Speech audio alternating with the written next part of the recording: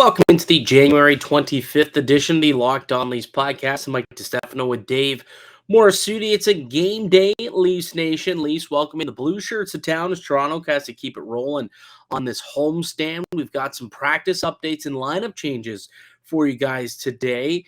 Some interesting comments also from Gary Bettman. He was speaking ahead of this Habs and Bruins game. We'll dive into those comments that he made today. And Dave, I've got a new name to add to the Leafs trade list. A new name that we haven't discussed that I wonder if they could be available and if he's the right fit for the Leafs. So I'll get your thoughts on that today as well. All that more coming up on the Locked On Leafs podcast. You're Locked On Maple Leafs, your daily podcast on the Toronto Maple Leafs. Part of the Locked On Podcast Network. Your team every day.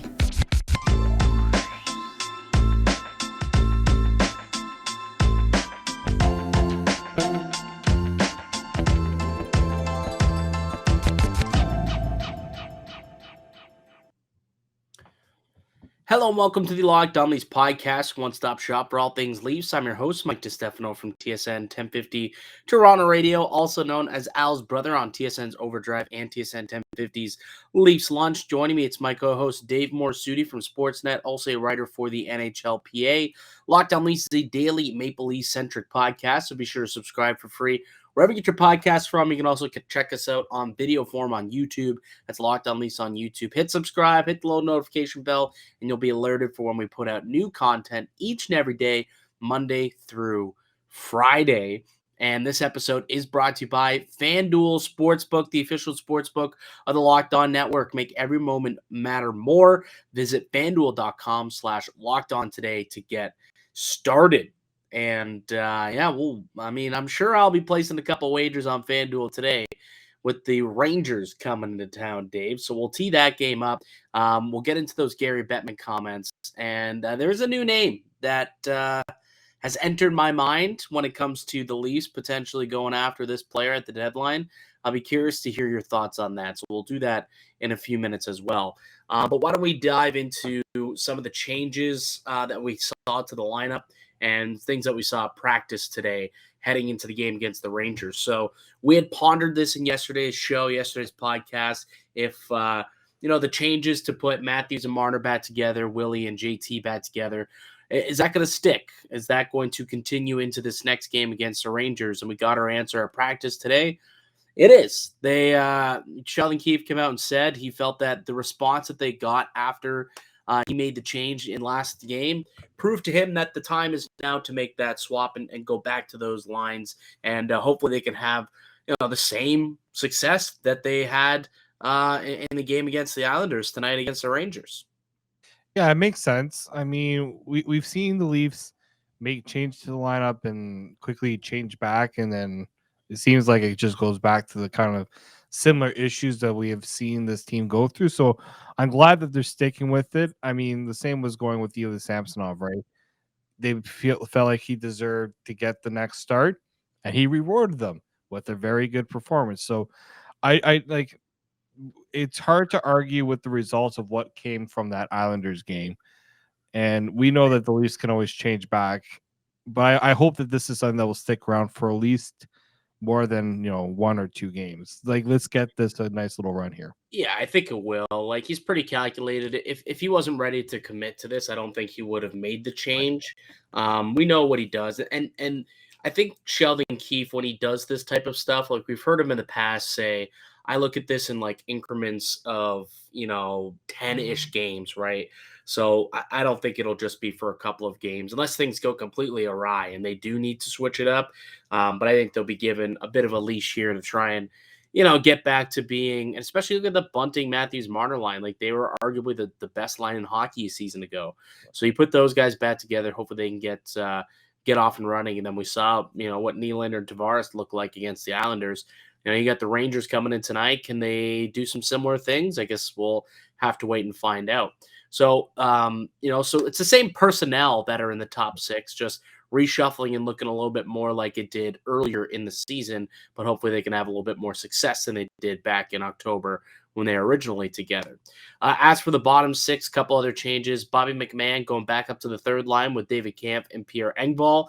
And the fourth line consists of Alex Kerfoot, Pontus Holmberg, and Joey Anderson, who got called up today, or called up yesterday, rather. And it looks like he's going to get an opportunity to come up in the fourth line. Zach Aston-Reese is coming out of the lineup, and Sheldon Keefe touched on that and basically said that, he just wants to breed competition. Like, he wants that Zach Aston-Reese to be on his toes and know, like, hey, you can't get comfortable. Your spot's not 100% guaranteed, and there's guys chomping at the bit looking to come in and, take spots from him. I also wonder if this could maybe be a bit of a showcase for Joey Anderson.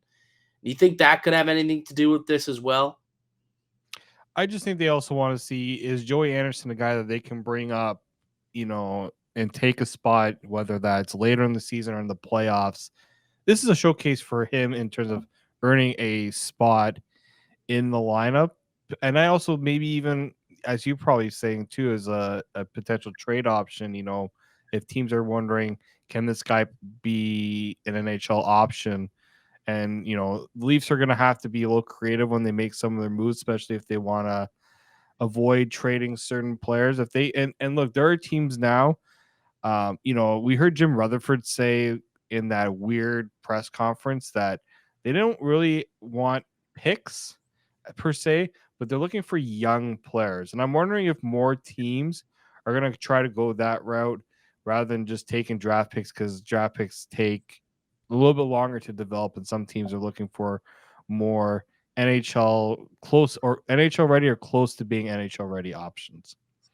Yeah, so I wonder if that could be it. I mean, there was also some speculation. I saw some people talking about how this could be the Mays gearing up to move out one of the guys who are on the roster, whether it's a Kerfoot or an Engvall or Zach, move them off the roster, and they're seeing, well, is there internal cheaper options if they want to go and address, go and get some more, allocate dollars more higher up in the lineup, as opposed to having a fourth line center in Alex Kerfoot. And if that's the case, Holmberg slides into center, and maybe Joey Anderson's a guy who can come and play fourth line minutes, the 10 or so minutes that Kerfoot's played over the last couple of games. So I've heard that storyline as well, and so it could be a showcase in that regard for Joey Anderson too. But to your point, yeah, like, he's a guy who he's on the fringes of being an NHL talent, right? Like, he's been a guy who's kind of floated between NHL and AHL talent for a few seasons now. Last year, 26 goals, 42 points in 56 games. This year, almost a point per game player with Marlies. He's got 27 points in 30 games with the Toronto Marlies. So he's, at that point at 24 years old, where it's kind of, poop or get off the pot. What do we got in this kid? And I think this is really a showcase. You're right, not just for other teams who maybe could be interested in bringing him in as a little bit of a look-see type of situation, but also potentially for the Maple Leafs if they view him as a potential option at all going forward. But we've also seen, situations where the Maple Leafs have done good by players. I'm thinking like Josh Levo, Alex Barabanov, Mikko Lehtinen, where they've just, guys they realize, look, they're not going to be part of our NHL roster, but we could do good by them. They've put in the work for a couple of seasons within this organization, and moves him to another place where there could be opportunity. And maybe that's also a reason why he's getting some extra playing time up with the big club, just to see if he can hack it in the NHL. Not that they're looking to get a large return for him, but just, for teams to get a look at him in the National Hockey League, so that they might take a gamble on bringing him into their fold. That's just, I don't know if that's the case. It's kind of just what that seems like in a way to me. Could be a bunch of different things, but either way, he's playing tonight against the New York Rangers. The D pairings also will remain the way that they ended. So Hall and Morgan Riley is the first pair, Gio Dano and Timothy Liljegren is the second pair, and then Sandin and Ben actually coming in for Timmins as the third pair. Your boy, Timothy Liljegren and Morgan Riley separated. How do you like that? You like it? You don't like it? How do you feel? I mean, I'm not a fan of it. I thought, one game shouldn't have changed that pairing, considering they were pretty good for the most part. Did you see the stat of how badly their top four was outshot when they were on the ice in the first period? I did. Yes, I did. Okay. Would you But like to share what the stat was? I don't have it up with me, but It was something like they're outshot, or shot attempt, at least shot attempts 14-1. yeah. I mean, that first period was just also just terrible. Yes. Like, Yes. there weren't many players playing well. That said, I do like Giordano Liljegren. They were pretty good last year. So Great. yeah, so like Liljegren staying on the top four, I'm okay with. But Morgan Riley, Justin Hall, um, who's gonna be the one pinching in the offensive zone now? Because we know Justin Hall likes to take those opportunities to pinch down low. Wow. That concerns me a little bit. I'm not like I might seem to be overreacting here, but I've watched Justin Hall play a lot, Yeah. and he's a guy that likes to go and try to be that extra guy on the forecheck. We Yeah. also know Morgan Riley likes to do that, and someone's gonna have to be the steady, stay back guy, and it should be Justin Hall, but that's one concern I do have. Well, a lot of people share that concern, and he was asked about that at practice today, Dave, and he did say that he's going to let Mo take those opportunities, and he will hang back for the most part unless something really presented itself. Which, I mean, beauty's in the eye of the beholder. One thing that you and I feel like, maybe something you hang back on. He's like, oh no, I'm gonna go, and so who knows? I guess that's another thing. We'll have to wait and see what happens in the game tonight. But I think Justin Hall's actually played. He's had a pretty good season, all things considered. It was a bumpy start to the year. There were the Boo Birds were out pretty early on him, but he's done a good job of leveling out his game and kind of reestablishing himself as like a 4-5 tweener defenseman, but somebody who could play some stable minutes, who you trust in the defensive zone most of the time. So I think that it'll work. And then, like you said, Timothy Liljegren and Giordano, they do have some success playing together a year ago. I'm looking at this now, like when I'm looking at what this roster could potentially look like in the future. Like if that works, right? Riley, Hall. Actually, no. What I would want is a defensive partner with Hall that would replace Jake Muzzin. Like going back to the basics, right? We've talked about this before, which is why Gavrikov is someone who I am pretty high on. Like Giordano and Liljegren as your third pair. Imagine Gavrikov and Hall as your second pair, and then Riley and Brody as your first pair. That looks pretty good. And you'll notice that Rasmus Sandin was left off of that list, right? And I don't know if that means you could use Sandin to go out and get a top six forward, or if you use Sandin as part of a Gavrikov trade, or whatever you want to do. Maybe you do use Sandin to go and get a top six guy, potentially one of the players that I'll talk about on the other side, Dave. We'll wait a couple more minutes before we get into that.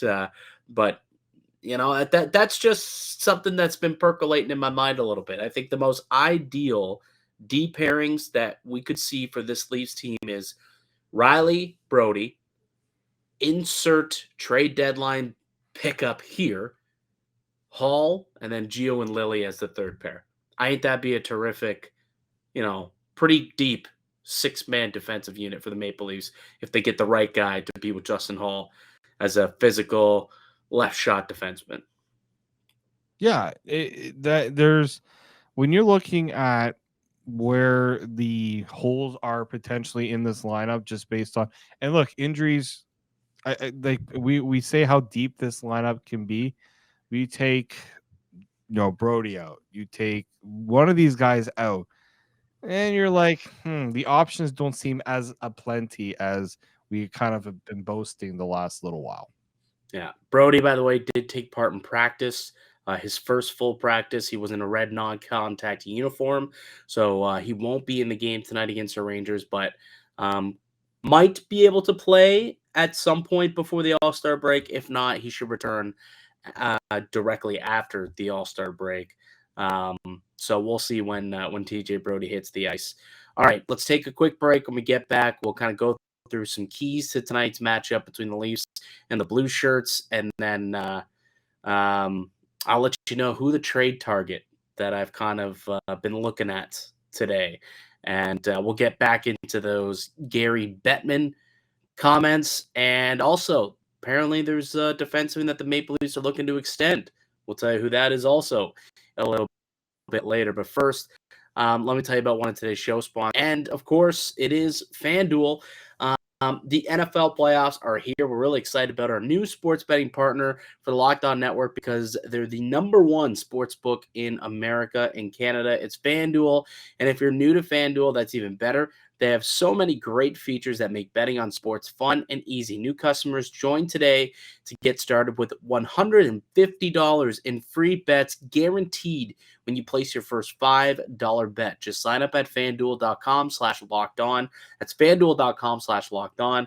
FanDuel has your favorite bets from the money line to the point spreads, player props. They've got it all. You want a bigger payout? Check out the same game parlays. I tell you, I've been making some parlays. I had one tonight. We'll see if it cashes. Currently, I've got the Avs money line with over 5.5. I believe at the time of recording this, it is a 5.5 goal game. So I need one more goal. And then they're probably, we'll see what happens. By the time this is over, we'll definitely have an answer on whether or not I made some money off that. But we're Fingers for you, we're buddy. crossing the fingers. But those are the type of wagers you can make at FanDuel. So yeah, you can go check out the FanDuel on the app. It's safe, secure, super easy to use. You won't want to miss out. Again, you can place your $5 bet, get $150 in free bets, win or lose at FanDuel.com/lockedon. Make every moment matter more with FanDuel, the official sportsbook partner of the Locked On Network. Welcome back into the Locked On Leafs podcast. I'm Mike DiStefano. Got Dave Morassutti with me. We got Toronto welcoming the New York Rangers into town tonight. And it's always an interesting battle between the Rangers and the Maple Leafs. It doesn't really seem like, I don't know, like it's not a rivalry, but it always feels like the Rangers goaltender seems to play really well against Toronto, no matter who it is, Shesterkin, Georgiev. Like Lundqvist was always really good against Toronto. But it's a big matchup. It's a big original 6 game. And this is the team that ended Toronto's point streak, if you remember earlier in the year. Remember they had like 16 games straight with a point. And then in came the Rangers to end that one. It was a 3-1 win back on December 15th. What are you expecting out of tonight?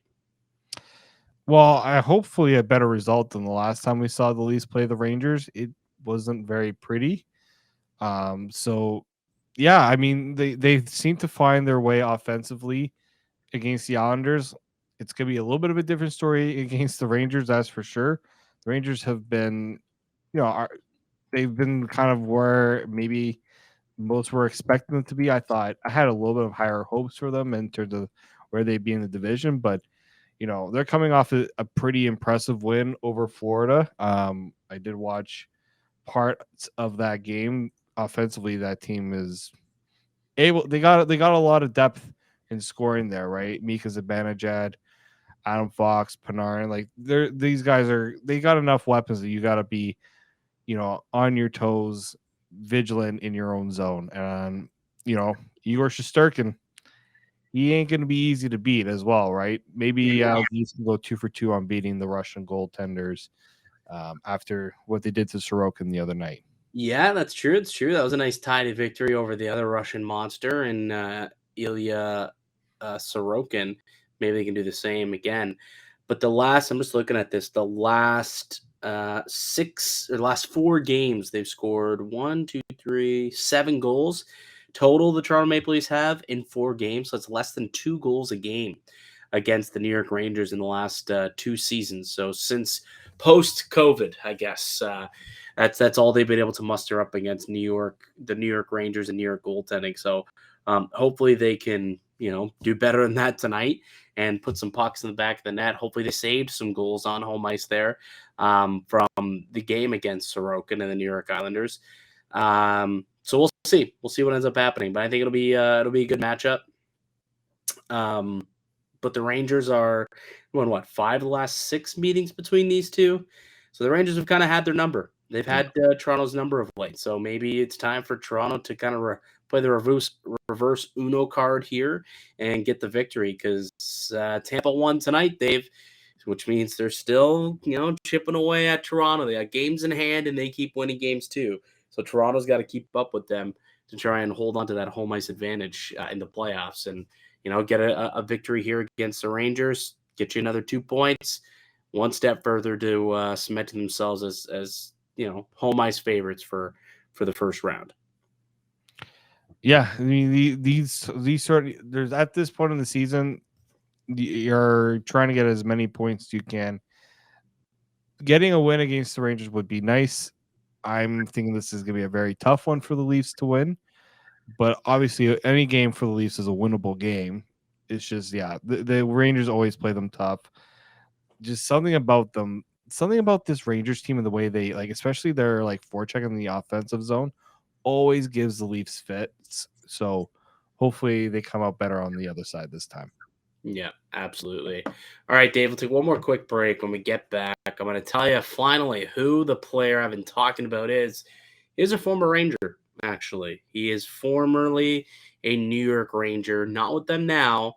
I'll tell you who that is on the other side. You're listening to the Locked On Leafs podcast, part of the Locked On Podcast Network. Welcome back into the Locked On Leafs podcast. I'm Mike DiStefano. Got Dave Morassutti with me. It's a Maple Leafs game day. They've got the New York Rangers in town. They'll look to make it 2 straight and try and keep it going on this long homestand. I was just listening to Overdrive earlier today, and I didn't actually realize they only have one singular road game between now and February 19th. It's pretty dope. It's nearly an entire month where they're going to be chilling at home, playing games on home ice. I mean, this is a chance for them to kind of rack up some wins and try and, solidify that second seed and home ice advantage. Chance to pull away a little bit, perhaps. Just something to keep in mind. So the trade target that I think the Maple Leafs should have right now. We've had a bunch of different names that we've thrown out on the podcast, right? We've talked about Ryan O'Reilly. We've talked about Gavrikov. We've talked about we talked about Mayfield a little bit yesterday too. Scott Mayfield of the New York Rangers, or the Islanders when he was in town. Max Domi we've talked about a couple of times. There's a few guys who we've discussed as potential targets that the Maple Leafs could go after. I'm going to add another one to the list, and I want to get your thoughts on it before I delve into exactly why I believe he could be a fit or a potential option and maybe what the price would be. But what do you think about the name Pavel Buchnevich? Oh, wow. See, I was trying to figure out who the heck was he talking about that, first off, we hadn't talked about before. So I remember earlier in the day, I threw out the name Jake McCabe to you because I sent you a text on a tweet that I saw.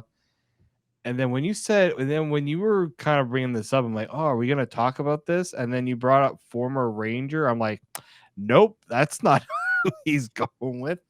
So No. yeah, Pavel Buchnevich, that's a very interesting name. It's a name I've heard Pavel Buchnevich's name before, just as because the Blues are just going to probably be, they're really one of the more popular teams among sellers because they got quite a few pieces that teams will be looking at. And if you're watching the St. Louis Blues play lately, this ain't a team that's going to be making a run for the playoffs. So yeah, I do like Pavel Buchnevich and what he can bring to a team.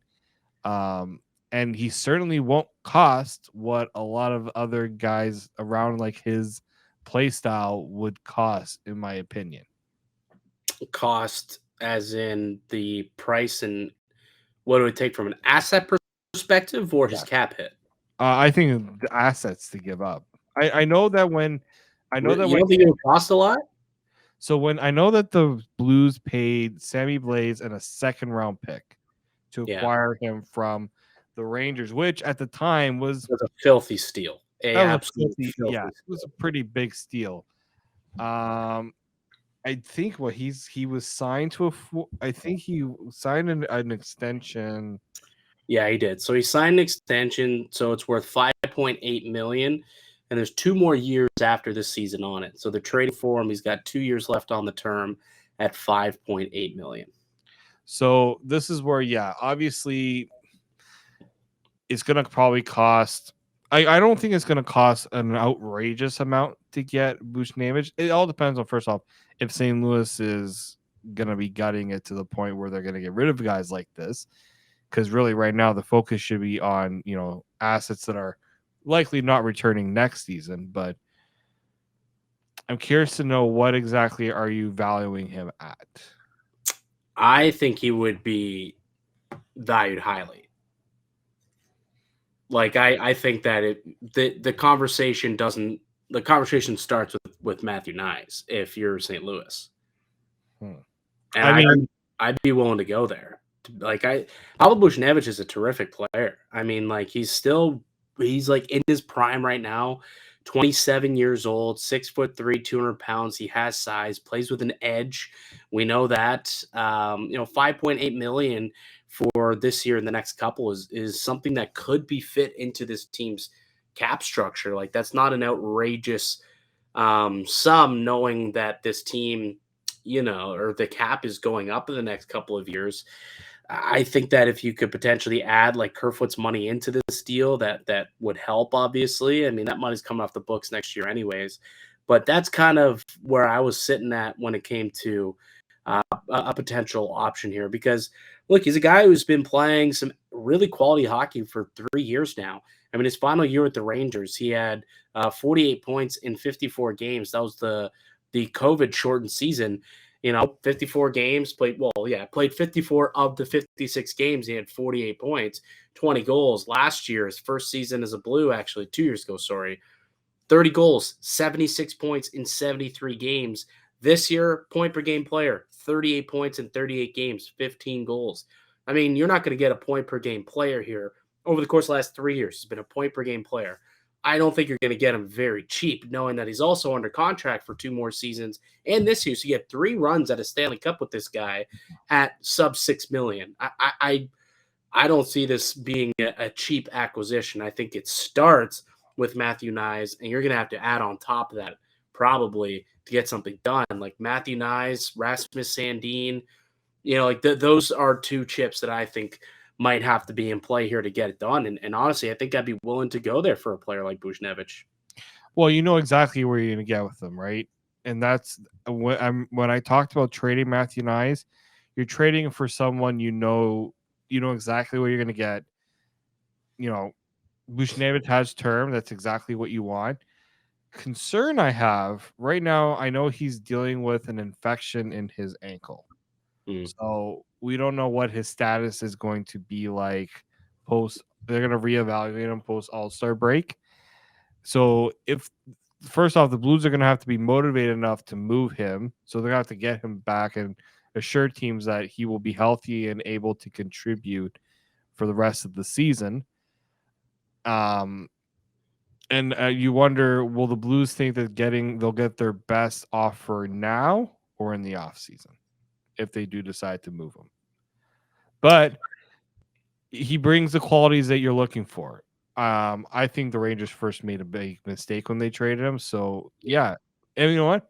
The Rangers may even be a team that look to try to bring him back, because I've heard that's a team that could use a Pavel Buchnevich. So there will be a few teams that will be suitors, and yeah, now I can see why you're putting out the Matthew Nyes out there, because that's what's going to get a team like St. Louis to perk their ears up when they hear an offer like that. Yeah, exactly. I mean, and realistically, I think Matthew Nyes, if he becomes a Pavel Buchnevich 4 or 5 years from now, you're happy because you got that Yeah. immediately, right? You got your point per game power forward who's going to score you 30 goals immediately. as opposed to having to wait for him to develop into that. So that's just the flavor of the day that I was kind of going through because I've come on this pod before and I've said I would not trade Matthew Nyes for a rental. It would have to be for someone with term, and I kind of didn't have a name ready to throw out there when people would ask me, okay, well, who's that guy? And I would just say, oh, I don't know, like a Chikrin type, just because he was the guy who's on a lot of trade boards and has term. And I think would obviously be of interest for Toronto. But I tonight I sat down and I thought to myself, all right, who is going to be my go-to answer? And now it's Pavel Buchnevich. That's a player I think the Maple Leafs could use. Like I said, he's got an edge. And we've always talked about how the team needs to get somebody with an edge. So I think that could be an interesting piece for the Toronto Maple Leafs at a half decent cap hit, which is affordable for this team. And if you could get, I probably won't be able to get any retention on that. If you could try and do like a third party retention, like a Chicago or an Arizona something, if you can get him for like $4 million or something like that, $4.5 million, just a little bit cheaper. Now you're talking. So what do you think? Good one? Good option? You like it? That option. I mean, if you're going to trade Matthew Nyes, that's a good option to consider. Yeah, I'm just playing the devil's advocate of whether the Blues will really want to go down that road because I don't know if they would. I really don't know. He's not somebody who's on any of these trade bait boards. He's not someone who's been talked about a whole lot, but he's on a team that's not likely to make the playoffs, and he's 27 and not getting any younger on a team that might want to go in a bit of a different direction, a little bit of a retool. And those are the types of players that's going to speed up your retool by moving on from those and picking up a Matthew Nyes or Rasmus Sandin or picking up some draft picks or other young prospects. So that's why I came up with that name.